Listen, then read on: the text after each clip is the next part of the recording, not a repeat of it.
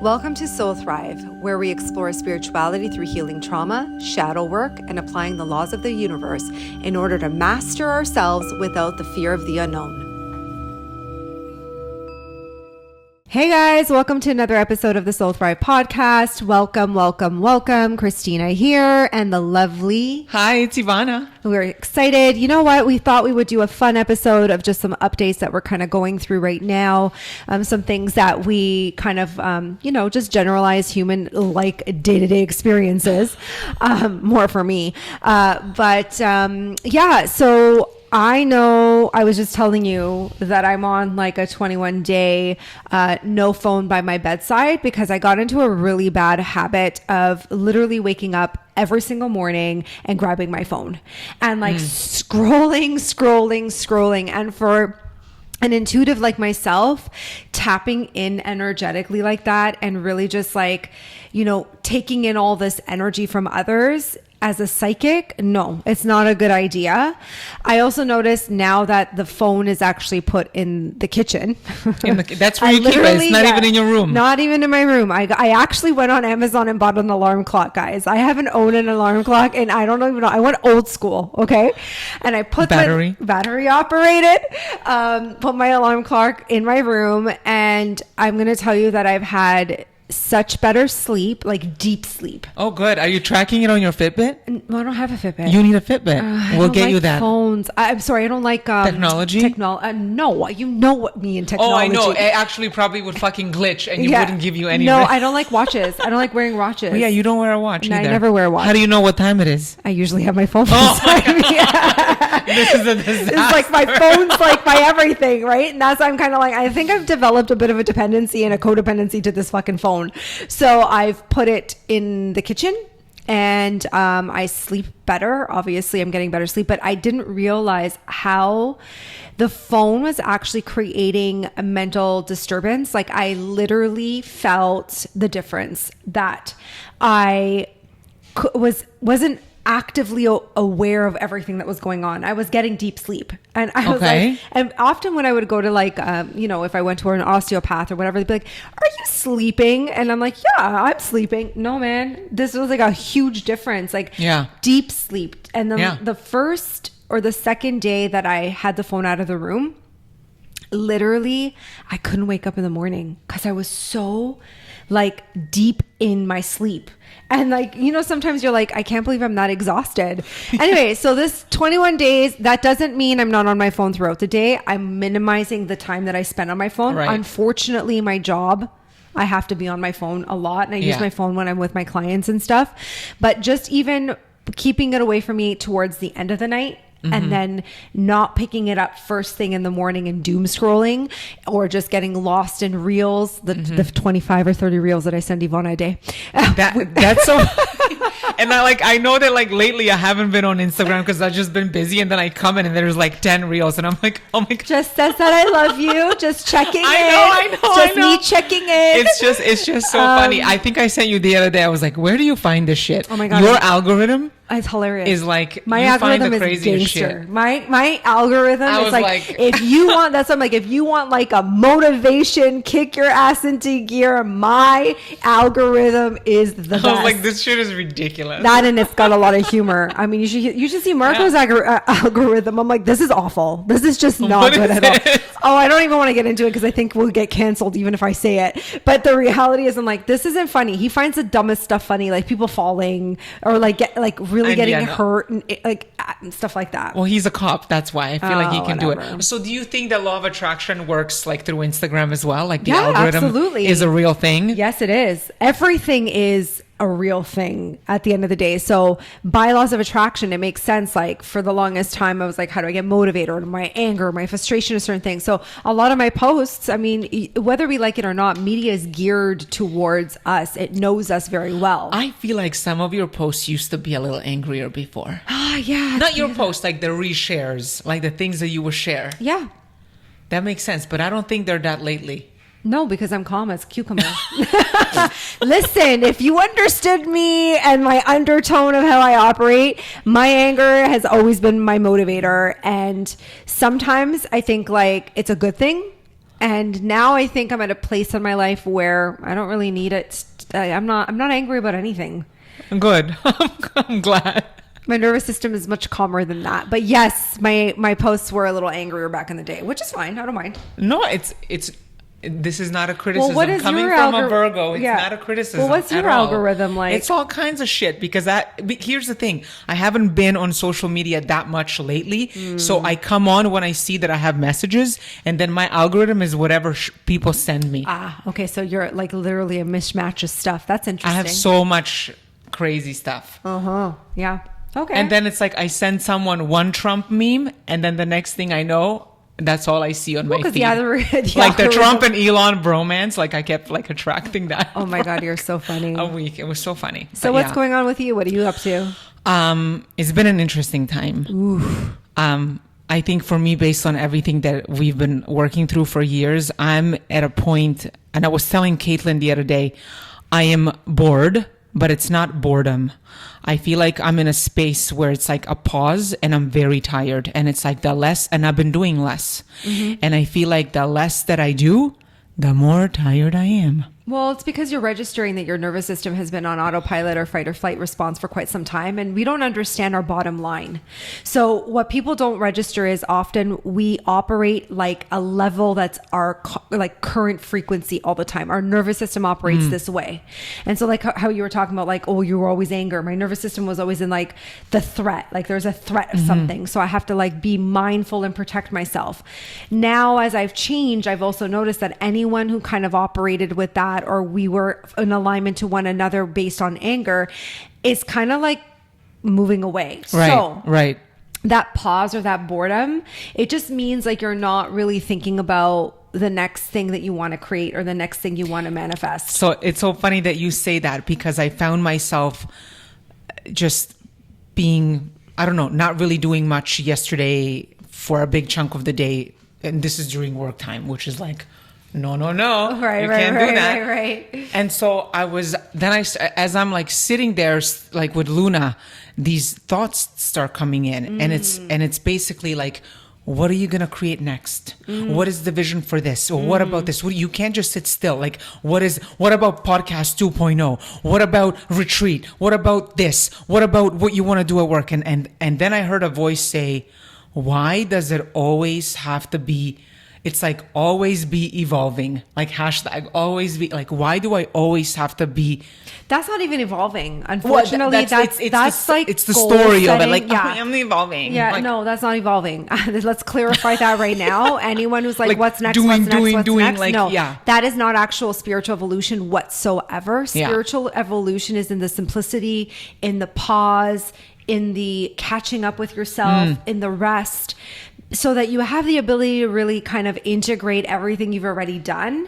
Like, we get so, when you're goal oriented or you're somebody who's looking for the next thing, you're setting yourself up as like your achievements and your accomplishments become a sense of who you are. And then that also becomes like the external validation of like, look at all the things that I'm doing, look at all the things that I'm creating, look how amazing I am and all that, right?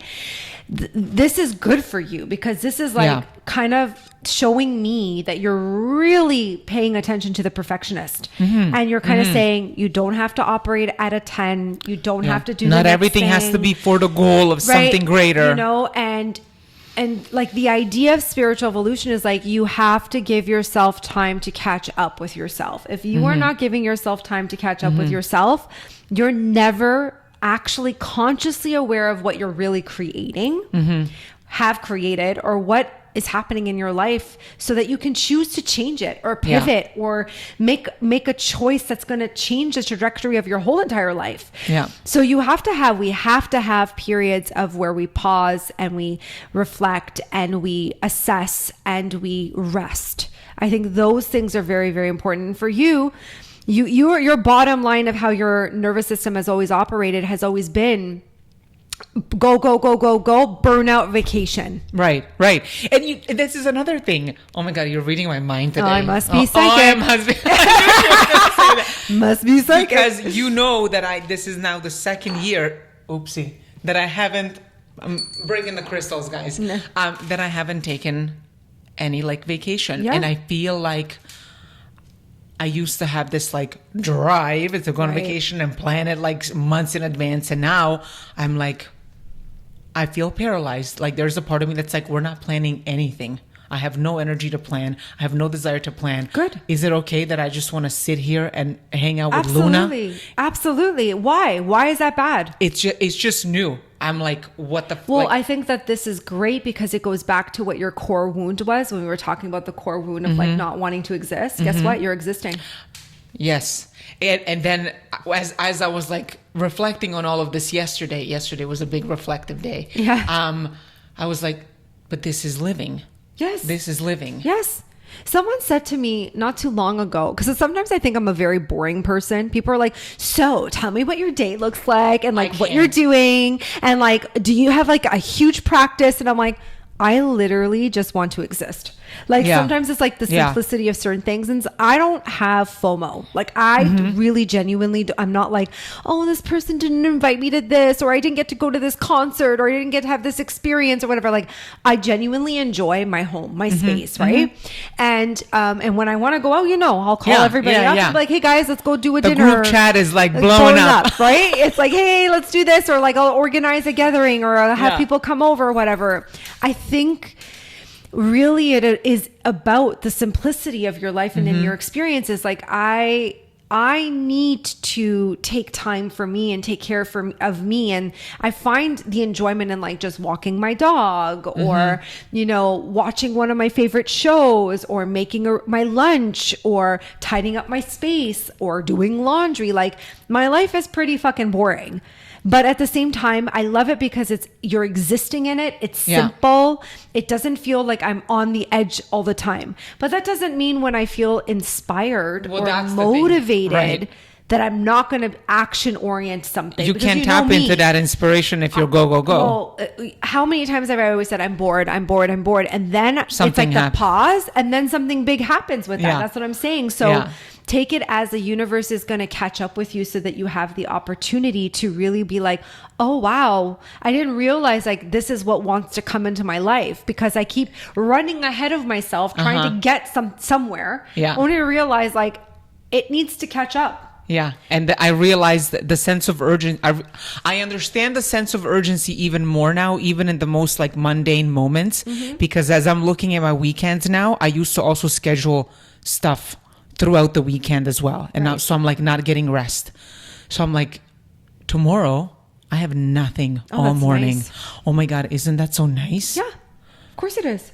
I can just go and get a coffee and but I just feel like I would never allow myself that. I'm like, I must schedule a driving lesson or this or that. By the way, speaking of driving. Oh yeah. How's that going? Had a big shift.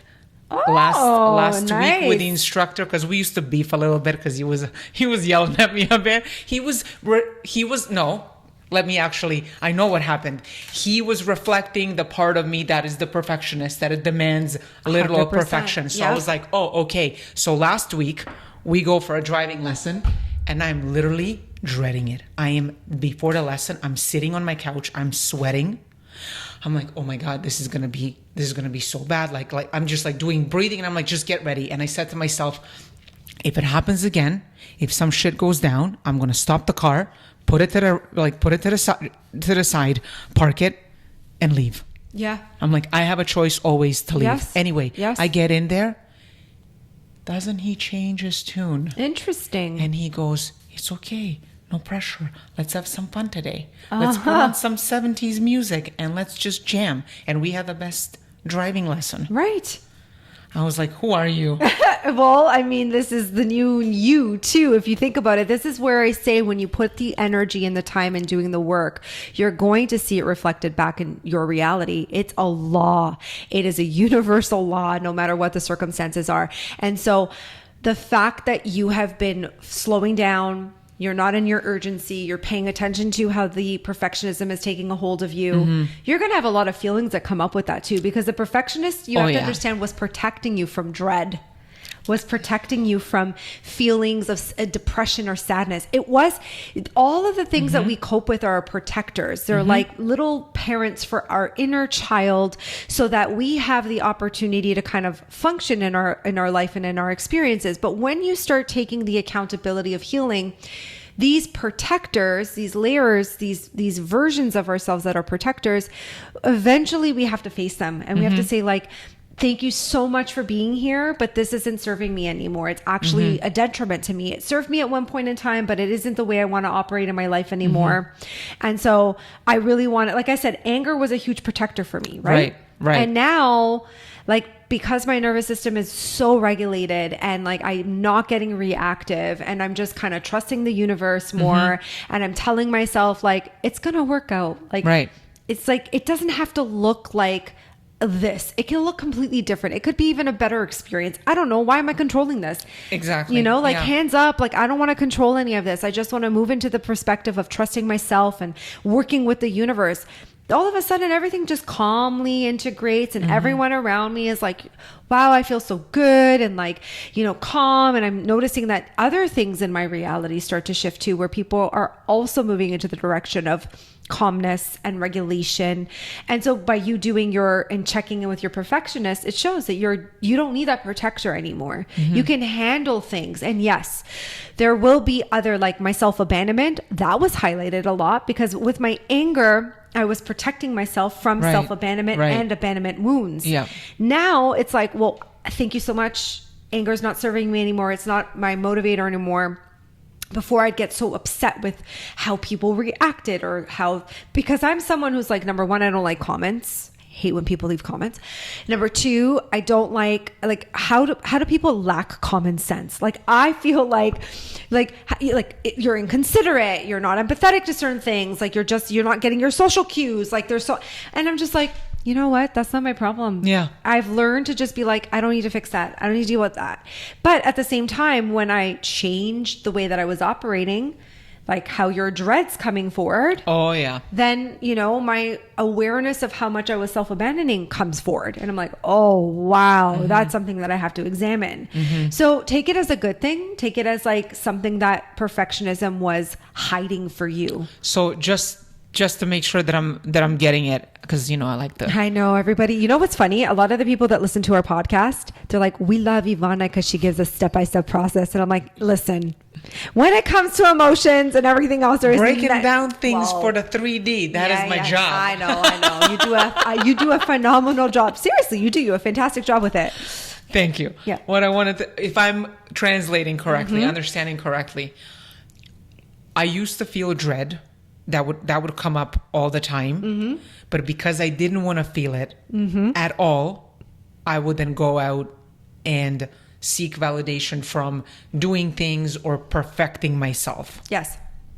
How is that now? Is that related to the anxiety that I used to have at work? Because how? Well, think about that. You're performing. Right. So it's like, the underlying, if I look at it from my inner child standpoint, right? So it's like an inner child that exists that is feeling dread all the time. What is dread? I'm fearing this next moment because someone is going to do something to me, because someone's going to judge me. Someone's going to yell at me. Someone's going to attack me. Hello, my childhood. 100%. Right? Yeah. So it's almost like I'm completely then neglecting that inner child, going out there and like striving and achieving, and then I come to work and then boom, it hits me. Well, yeah, because you can't outrun your trauma. You can't outrun your emotions. You just cannot do that. As much as we want to put in all the things that, like all the tools, and everyone assumes too, like, oh, I'm bettering myself. I'm doing better. I'm performing better. But what you're doing is performing, right? So like that is, again, to emphasize the importance, that is not spiritual evolution. That is actually not even self-help. That is not even teaching you how to be a better human being or better version of yourself. Just avoidance at the end of the day. That is avoidance behavior. Right. Yeah. And like I said, it is just a part of your protector, because your inner child is feeling dread, and you don't want people to know that, to see that, to examine that vulnerability within you. So, I mean, in the job front, everyone's doing that. We're all putting on masks. We're all performing a specific way, right? Like for me, you know, Do you ever feel dread? I don't feel dread. Interestingly enough, I think I've always felt an underlying depression. Like it's just like an underlying sadness. And I can see how that has led in all areas of my life. And now I think because I have a full awareness of that, I kind of just like sit with my sadness a lot, or sit with my like little bit of that functioning depression at times. I think it's normal for us to have like an underlining tone of some sort from our childhood. And that's something that we all should examine.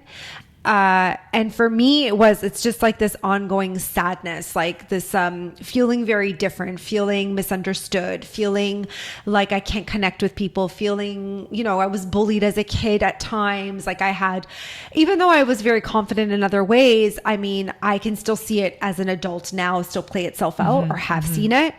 And so that underlining sadness is always there. The difference now though, is I think because I have put the anger aside or the reactivity aside, that I'm giving my sadness a voice. Right.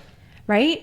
And I think that this is what we need to get better at when it comes to shadow emotions. And why I even did the book, like why I even did Embrace Your Shadows, is because I wanted people to just have an overall conversation with your inner child. It's like the first experience, or maybe multiple experience if you've been working with me for such a long time, to give you the opportunity to develop an internal dialogue so you can understand what your underlying tone is, like what you actually operate with. Another thing that I wanted people to understand is like, I want people to record themselves when they're doing the meditations so they can play it back and hear their own voice, and over time re-record those meditations, because as you work through the book, your tone is going to change. Oh, nice. Yeah. Right. And so like, that's the same thing when it comes to doing the inner work. Like I always like encourage people to look at the parts of themselves that they disown, dislike, hate. Like go there, see it, meet it with compassion. When we have these protectors, like, the perfectionist, their coping mechanisms hiding these parts of ourselves. And shadow work is about bringing these into light, bringing them into joy, bringing them into the opportunity to integrate. And so if you've got dread, or you've got this underlying tone of depression or sadness or whatever is going on here, why wouldn't you want to bring it to integrate it over here so that it would maybe feel a sense of relief? Actually, I had a podcast recording interview yesterday, and one of the questions, he had like 35 questions, by the way. Like I was like, this guy, he's better than me. Prepared. Like he was prepared. I was like, wow. Like this, at first I was like, this is a lot of questions, but it flowed actually organically. Nice. Right? And I was like, maybe we need to be doing this too, but you know me, I go with the flow. So at one point he asked a question like, how do you view, or how do you embody like perfection? No, not perfection, just empowerment. Okay. Ooh, good question. Right? And I said, relief. Okay. And he's like, what? And I was like, relief. I get that. Yeah. What do you get with that?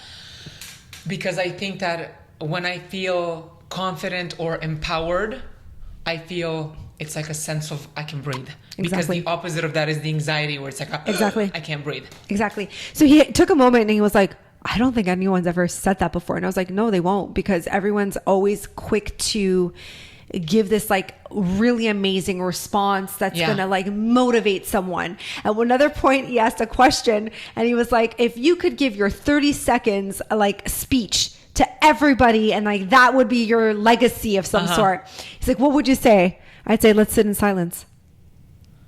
And he's like, what? I'm like, I tell everyone to sit in silence. Yeah. For 30 seconds. Yeah. And he was like, oh. Do you see what I'm trying to get at? So it's like we've got all these things about us, but we're always looking for the motivator, the next thing, give me the juicy of the experience of this and that. And it's like, guys, simplify it. Yeah. It's not that fucking complicated. I read somewhere that they said that the most confident person in the room is the one that has the most regulated breathing. Ooh, I love that one. Which it is literally what you just said. I don't know. Do I have regulated breathing? Yeah, it's like it's the calm, it's the relief, it's the opposite of anxiety. Well, we've had the conversation in one of our episodes where we talked about confidence being like, it's not something that's loud. Yeah. It's something that's really, really soft. Mm-hmm. And most people assume like, I'm in my confidence, I'm doing this, and I'm like, no man, that's not what confidence looks like. That looks performative. That's performative for me.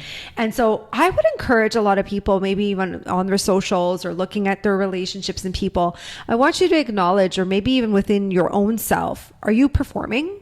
And why? What is the underlining tone within you that you're trying to protect? How are you performing and trying to hide this aspect of yourself? And some people may not get that right away. They may not see it. They may not understand it. They may not even know. We did it in the workshop, and it took like a few weeks to get there. We did? What did I teach? God, I'm so sorry. I'm so sorry. I teach so many things, guys, and I really forget. One of it wasn't the last one, but the one before last, the question was, what is the underlining tone? Oh, yeah, I did ask that question. Such a good question. Thank God I have the best memory. You really do, honestly, because like mine's like a little goldfish. Oh, Pisces, there you go. I wanted to tell you one more thing, because you always taught us that your external will also start to change. 100%. When you start to change internally. Yep. Mm-hmm. Well, this is like a small thing, but it's also like a big thing. But my rooftop finally got fixed. Ooh. Can you believe that? So the symbolism after of that. a year of flooding and like construction zone, my patio furniture was inside. It was awful. Well, that's reflective of like the victim mentality, your crown chakra, because it wasn't like foundational. It was like on top of whatever that was, like roof, right? So that's interesting. Out of everybody's in the complex, mine got done. Oh, out of everybody else around me still has floods, and I feel so guilty about that. You don't feel guilty about that. But I mean, they're not doing the work. Sorry. Mine got done. Great. Well, guys, this is a testament to the work at the end of the day. This is what I keep trying to make people understand, that if you commit, and I don't just mean a little bit of Soul Thrive or a one-on-one whenever you feel like it, or I'm telling you, if you genuinely commit to doing the work for even just 1 year, you will see massive changes in your reality. It is by law. It will happen whether you like it or not. And it takes commitment. It takes seeing these parts of yourself that you don't like. It takes understanding your protectors. It takes looking at the dread, looking at the boredom, and saying to yourself, like, maybe the universe is pausing right now to catch up with myself. I need to breathe, regulate myself, do certain things. Honestly, I love doing this work so much, and with it I've had so many things show up, Actually, I think I was feeling a sense of self-doubt a couple of days ago, although maybe it wasn't mine. Because, it's kind of hard when I'm psychic and I'm around a lot of people, I'm feeling a lot of stuff. It could have also been one of my clients' experiences. I think it was. Anyways, my point with that though is like, even when you're doing the work, these things are going to show up, and it's important that you don't dismiss it. You really just say to yourself, I'm feeling the dread, I'm going to sit with it. I'm feeling the sadness, I'm going to sit with it. I'm feeling the self-doubt, I'm going to sit with it. And I'm going to just be with it like I would a little child. I think that is very, very important. I think the one thing that I'm working on more so now is the value in my work, right? Because I've been doing this for a very long time. I've been doing this for 15 years now, 13 and a half, 14 years, I think. No, 15, whatever. Point is, I'm like, I can't count. Point is, the one thing that I registered is that I wasn't valuing what I was offering, and I wasn't fully putting myself out. I realized a couple of days ago that, shit, am I in the spiritual closet with certain things? Oh, I know. I had a moment there because I feel like with my community of people and stuff, right, I don't think I was really putting a lot of me out there, and like how weird I can be, or how funny I could be, or, what some of my belief systems are. I noticed that my Facebook was kind of like closed off and separate from my experiences. And the last little while I've just been posting shit. I don't care. I'm like at a point where like, I just don't care anymore and this is a calmness in the nervous system too. Like, I don't care what you think about me. I don't care what your opinion of me is. You should worry about what my opinion of you is at the end of the day, because I'm not thinking about what you're thinking about me. And I think like, it's a really beautiful place to be when you can truly, truly express who you are as you are in all areas of your life and not fucking perform. I don't want to perform. I don't want to be perfect. Yeah. And I'm noticing that too, because I'm always like picky. Like I have my perfectionist too, where I'm like, I don't like that picture. Oh, I don't like how I look. You have Virgo aspects, 100%. But I know you don't. I know I don't, but like. But like you have some. I have a lot of like, it needs to appear this way, or I have to look this way, or I have right. it can't be off. Like, no, it's got to be symmetrical in that way, or whatever, right? And that's a little bit of my fucking OCD. Okay. That's totally my OCD, right? And I've just been like, you know what, Christina, just post that thing. If it's not perfect, who gives a shit? You know what? If you're going to just do this, Who cares? You know, like, and I'm learning to let go a little bit. I wouldn't say 100%, because I still like to like get things done the right way, but there's a freedom in that. Yeah. And I actually had an interesting conversation with someone who said, wow, congratulations, you did your book. And I was like, yeah, I'm so happy I did it. You know, they're like, what prompted it? I said, I went through a really hard time. I had some grief. The book was kind of in the ethers. I hadn't really manifested it yet. But anger, gotta love anger sometimes, became my motivator. I was going to say, was that the kick in the ass? 110%. My anger was my motivator to make it done and get it done. And then they were like, that's so great that you're putting it out there. And I said, yeah. And with that, and they're like, a lot of people say when you create a book, you're not going to make money off of it. So fucking true. Like, you don't make a lot of money off of having a book unless you sell like hundreds of thousands of copies. And if that, right? And it takes a lot of work to do that. And so they were like, I was like, yeah, but if for me, the book was an opportunity to put the work out there for people to start tapping into these parts of themselves and to develop the conversation. And I said, and you know what? I'm okay with the people that accept it and the people that reject it. And I was like, totally cool with that, because I know I know what that book is. I know the intention of that book, and I know the power of that book and what it's going to do for people. And I was like, and hands up, I can't control the outcome of those experiences, And to be honest, I felt like the sadness that was that underlining tone kind of dissipated. Relief. It was that relief, and I felt empowered. Yeah. Makes sense? I like it. Right? Well, guys, do you have anything else you wanted to add? Or no, are we I done think for the day? You happy with this conversation? We just went with the flow. I enjoyed it. Well, thanks, guys, for tuning in. We'll talk to you guys soon. See you next time. Bye.